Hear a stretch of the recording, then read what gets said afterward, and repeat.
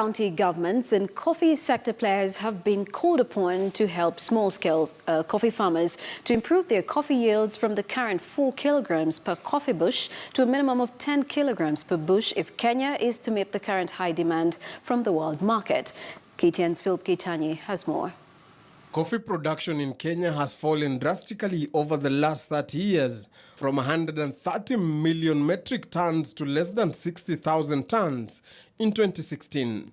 This has largely been attributed to a lack of agricultural training systems or extension services and a weak public sector support of the industry, especially in terms of material input such as seedlings and fertilizer.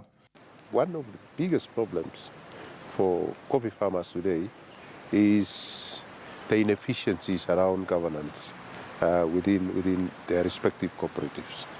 Because each time they elect leaders, these leaders are not transparent enough, they are not professional, and many times they carry baggage that eventually goes back to the farmer.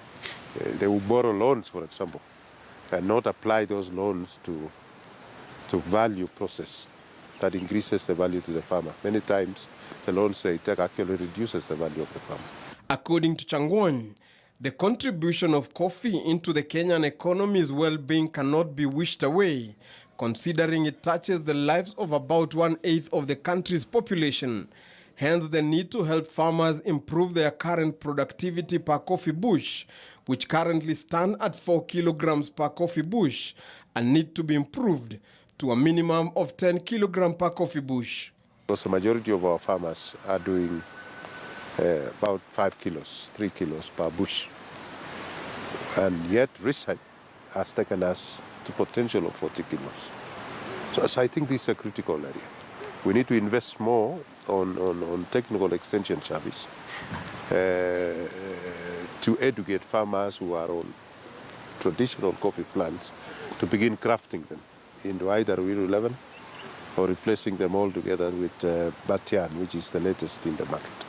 According to the International Coffee Organization, Kenya has continued to record a steady decline in production as average production since 2014-2015 fell below 800,000 bags compared to 1.5 million bags from 1970-1971 to 1999-2000 crop years.